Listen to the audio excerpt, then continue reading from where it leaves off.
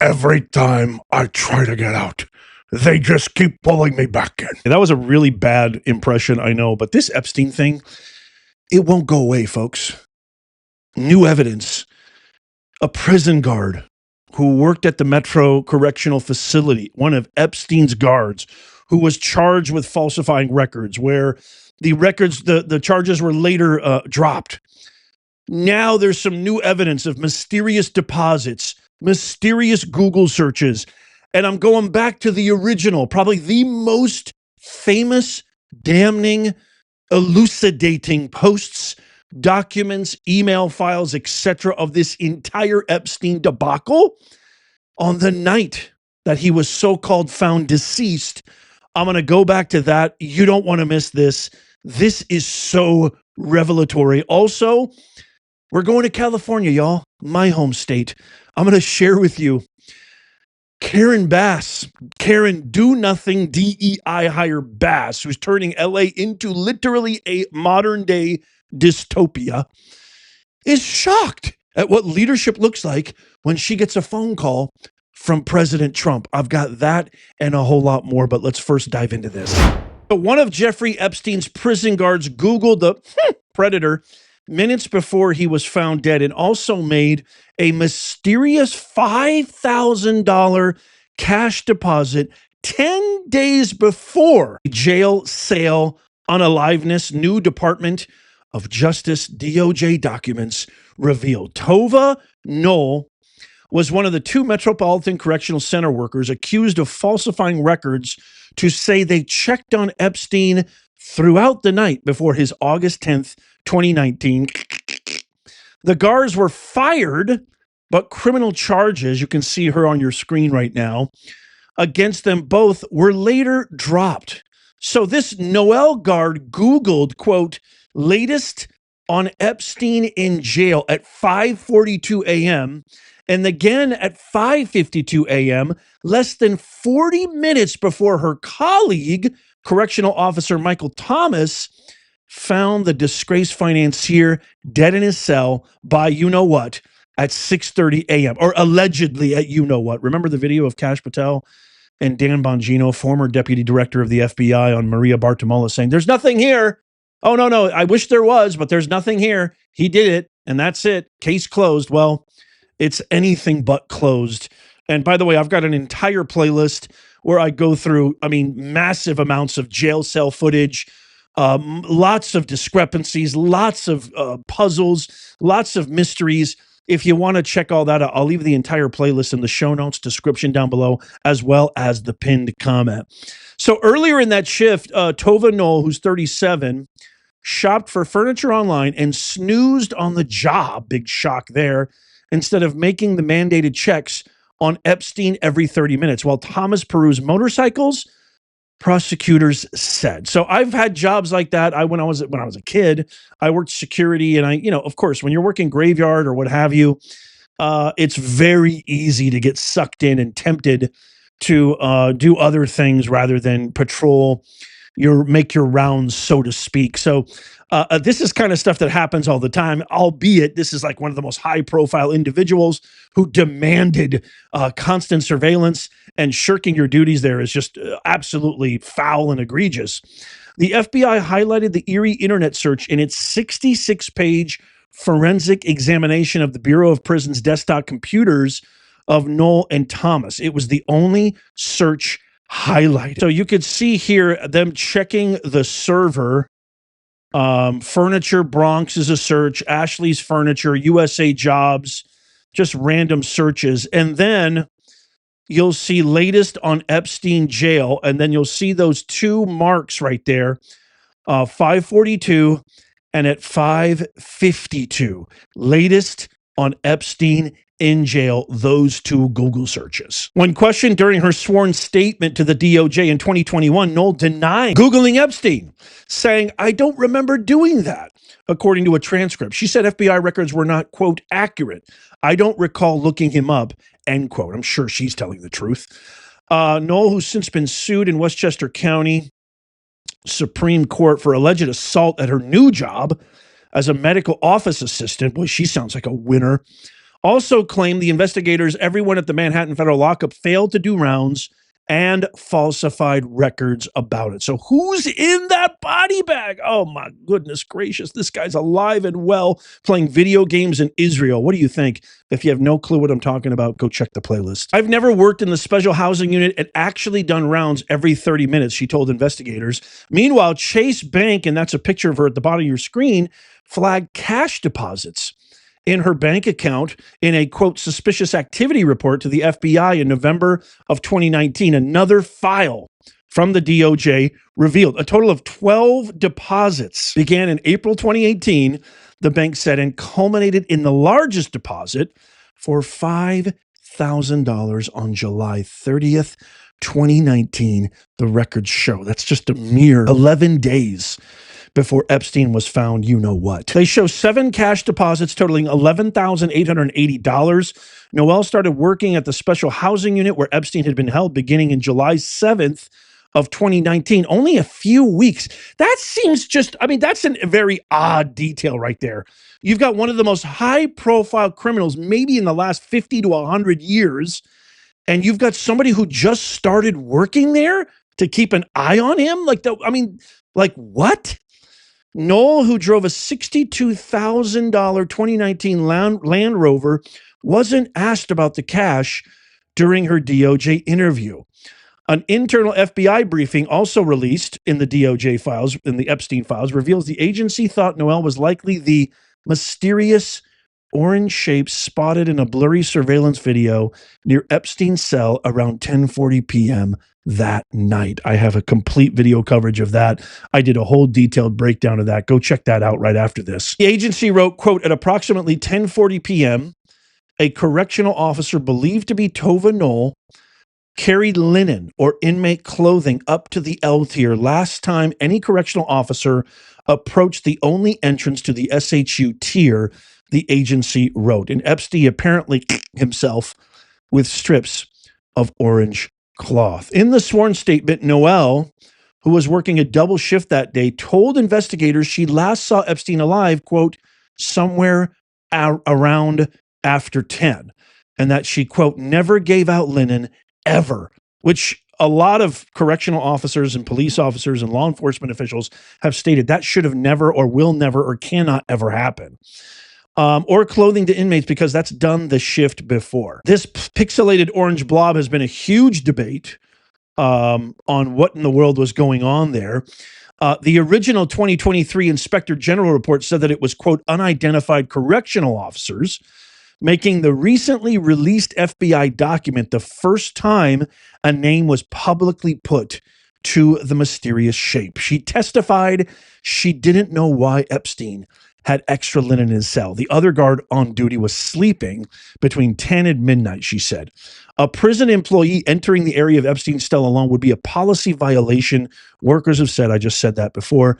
Lawyers declined to comment, asked during her sworn statement if she had any part in Epstein's death.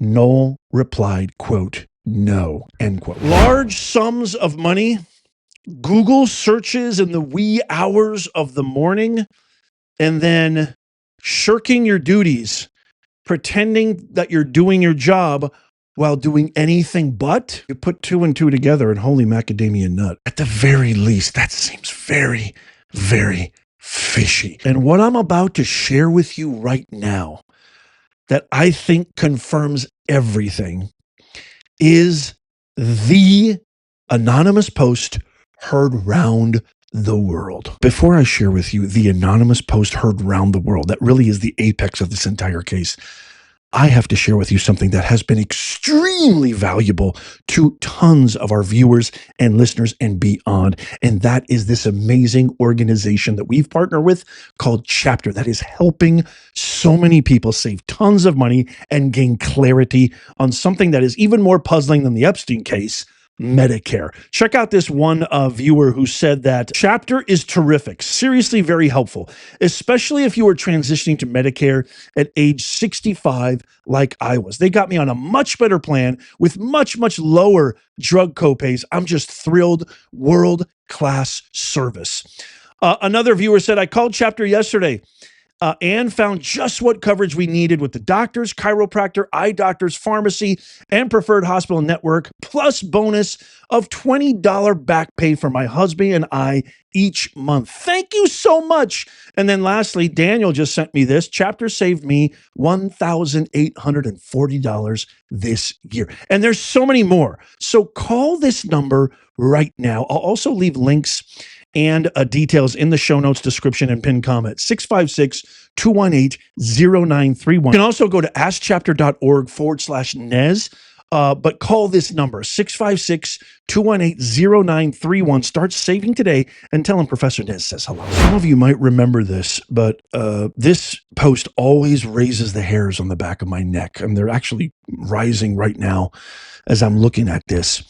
So if you look at the top of your screen, you'll see the date, Saturday in the middle of the morning, 8/10/19. That is the day that supposedly Epstein offed himself. It is posted by an anonymous person in this 4chan post. This individual has since been identified in the latest release by the DOJ of the Epstein files. But listen to what this individual says. Not saying anything after this. Please do not try to dox me. But last night, after 04:15 count, they took him, medical, in a wheelchair, front cuffed, but not one triage nurse says they spoke to him. Next thing we know, a trip van shows up. We do not do releases on the weekends unless a judge orders it. Next thing we know, he's put in a single man cell and does himself. I have to say that because I don't want the video to get taken down. Here's the thing. The trip van did not, capital letters, sign in, and we did not record the plate number. And a guy in a green dress military outfit was in the back of the van, according to the tower guy who let him through the gate. And this is the big one right here, folks. Highlighted. You guys, I am shaking right now, but I think they switched him out. So there was a lot of conjecture and people saying that was totally fake, that was just meant to drum up conspiracy, probably done by the same people who saved him or offed him or whatever. But then the latest email tranche came out from the Epstein release by Pam Bondi and the DOJ, and they were able to identify that, yes, this was an actual post, as you see in the highlighted area below, and they were able to identify the individual whose name is Roberto Grijalva.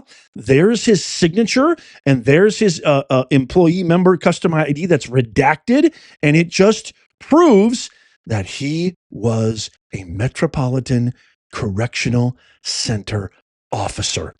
You can see right there on Friday, August 9th at approximately 1:50 p.m., Grijalva passed on to oncoming staff member and present shift, the inmate Reyes. So this is just more proof that that is the individual, Roberto Grijalva.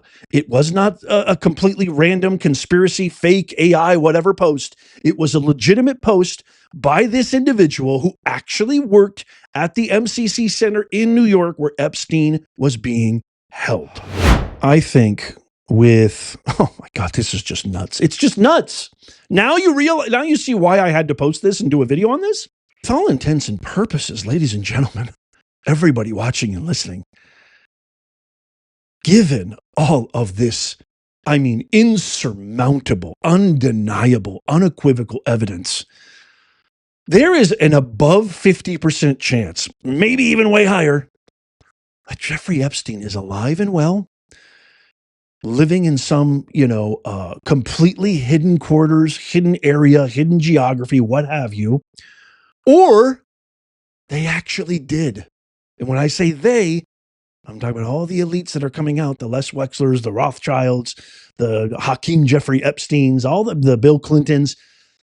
They had something to do with his disappearance. And he did not, to quote Bill Clinton, as the medical record says, he did not off himself. I mean, I think the evidence is undeniable at this point. What do you guys think? Okay, lastly, I have to share this. Remember when communist Karen Bass walked through the hellish landscape of MacArthur Park trying to spew the nonsense that it was a paradise for illegals and their children?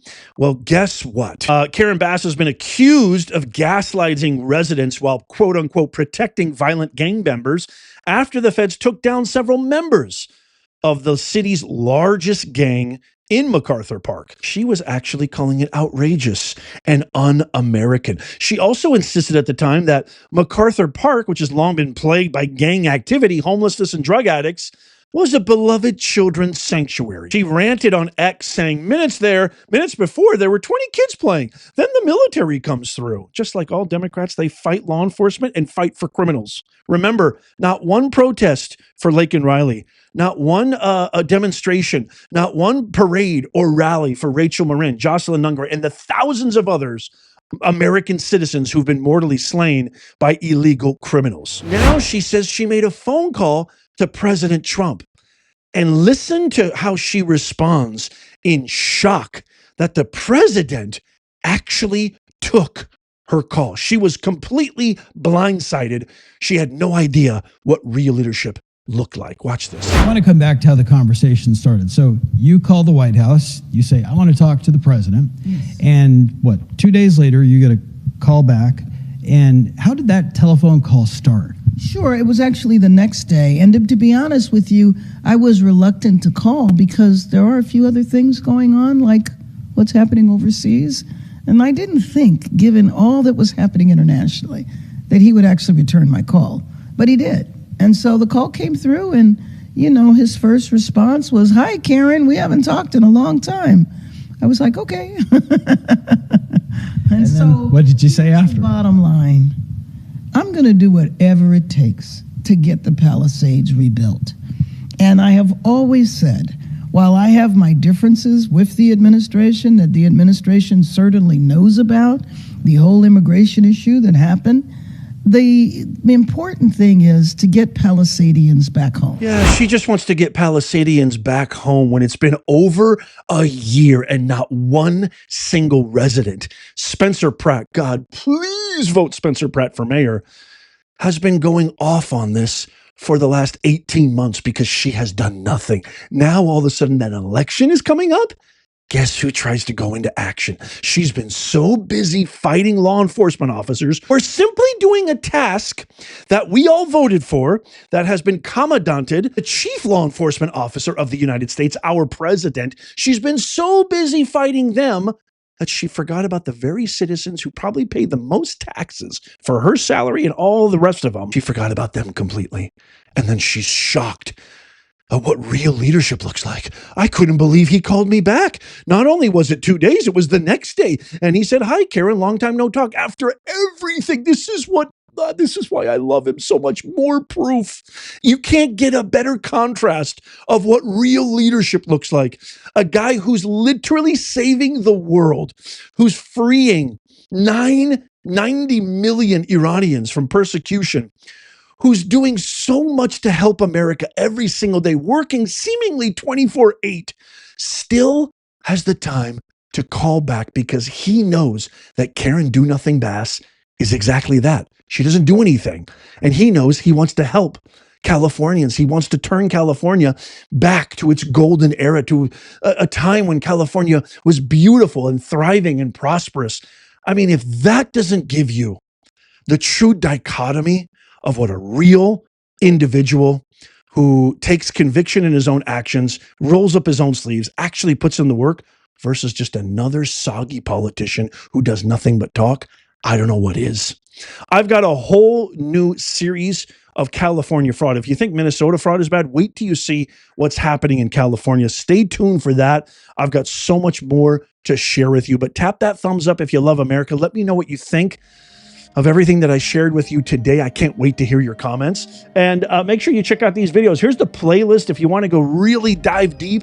I'll also leave that down below. Tap my face right here to subscribe and follow. It doesn't cost you a thing. And as always, may God bless you and may God bless the USA and all who defend her. I'll see you soon.